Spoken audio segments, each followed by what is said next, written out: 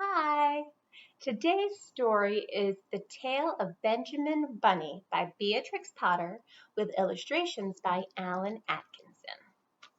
Here we go. One morning, a little rabbit sat on a bank. He pricked his ears and listened to the trot of a pony. A gig was coming along the road. It was driven by Mr. McGregor, and beside him sat Mrs. McGregor in her best bonnet. As soon as they had passed, little Benjamin Bunny slid down into the road and set off, with a hop, skip, and a jump, to call upon his relations, who lived in the wood at the back of Mr. McGregor's garden.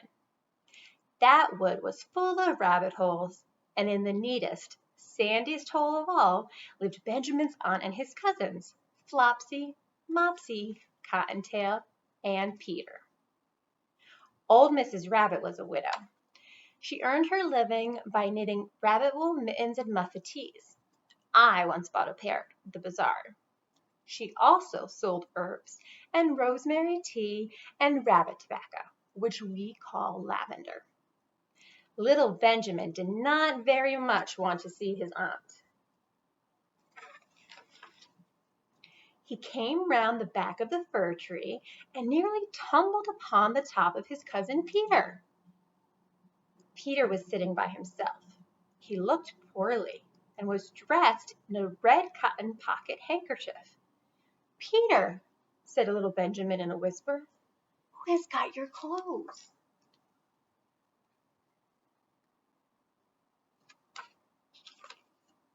Peter replied, "The scarecrow in Mr. McGregor's garden," and described how he had been chased about the garden and had dropped his shoes and coat. Little Benjamin sat down beside his cousin and assured him that Mr. McGregor had gone out in a gig, and Mrs. McGregor also, and certainly for the day, because she was wearing her best bonnet.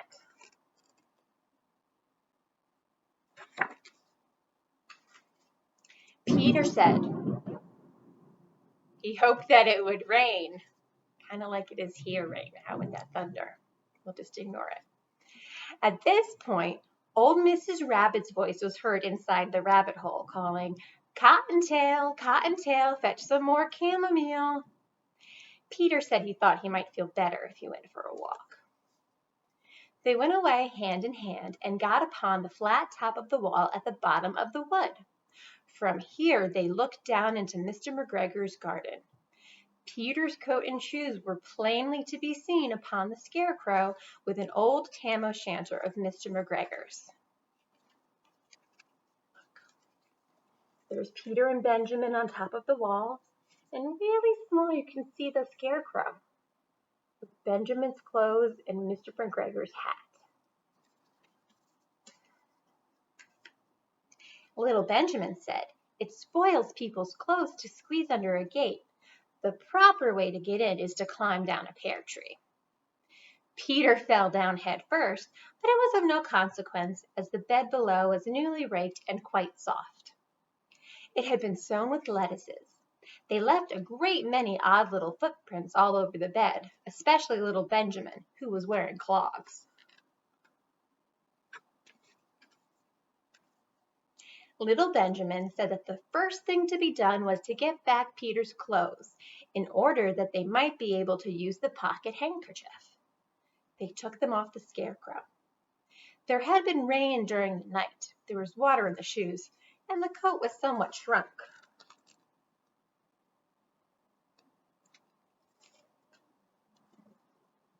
Benjamin tried on the tam o' shanter, but it was too big for him. Then he suggested that they should fill the pocket handkerchief with onions as a little present for his aunt. Peter did not seem to be enjoying himself. He kept hearing noises.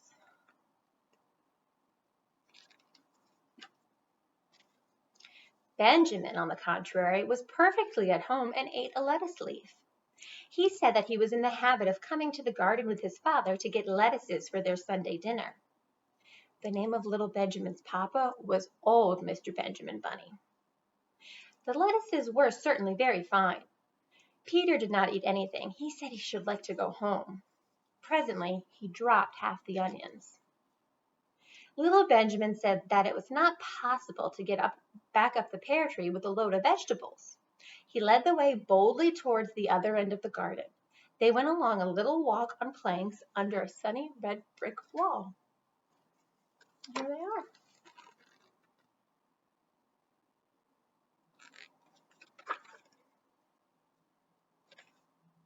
The mice sat on their doorsteps cracking cherry stones. They winked at Peter Rabbit and little Benjamin Bunny. Presently, Peter let the pocket handkerchief go again.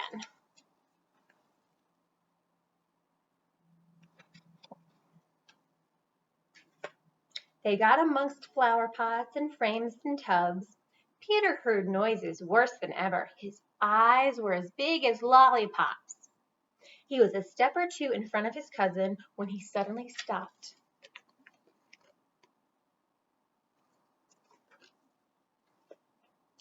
This is what those little rabbits saw round that corner.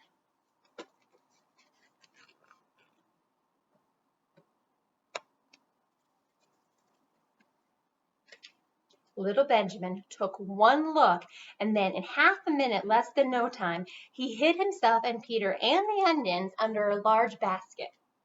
The cat got up and stretched herself and came and sniffed at the basket. Perhaps she liked the smell of onions.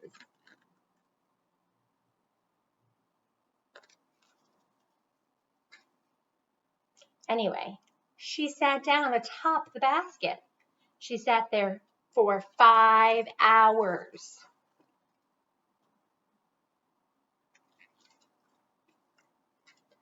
I cannot draw you a picture of Peter and Benjamin underneath the basket because it was quite dark and because the smell of onions was fearful. It made Peter Rabbit and little Benjamin cry. The sun got round behind the wood, and it was quite late in the afternoon, but still the cat sat upon the basket. At length there was a pitter patter, and some bits of mortar fell from the wall above.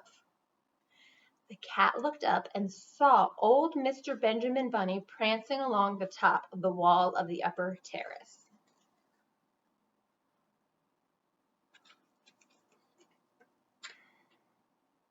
He was smoking a pipe of rabbit tobacco, and he had a little switch in his hand. He was looking for his son.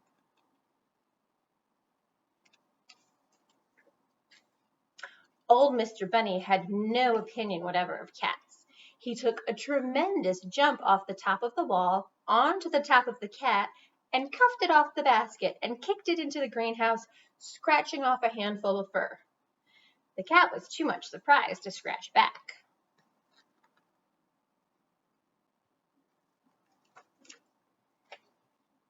When old Mr. Bunny had driven the cat into the greenhouse, he locked the door.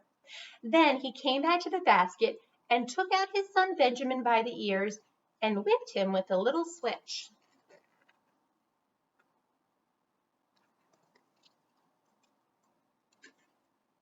Then he took out his nephew Peter. Then he took out the handkerchief of onions and marched out of the garden.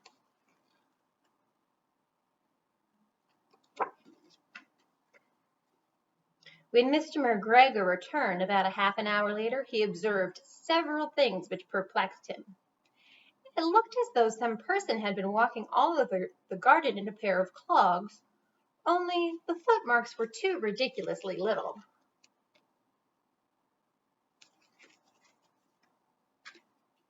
Also, he could not understand how the cat could have managed to shut herself up inside the greenhouse, locking the door upon the outside.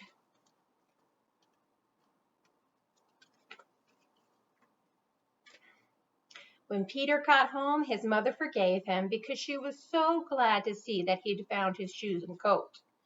Cottontail and Peter folded up the pocket handkerchief, and old Mrs. Rabbit strung up the onions and hung them from the kitchen ceiling with the bunches of herbs and the rabbit tobacco.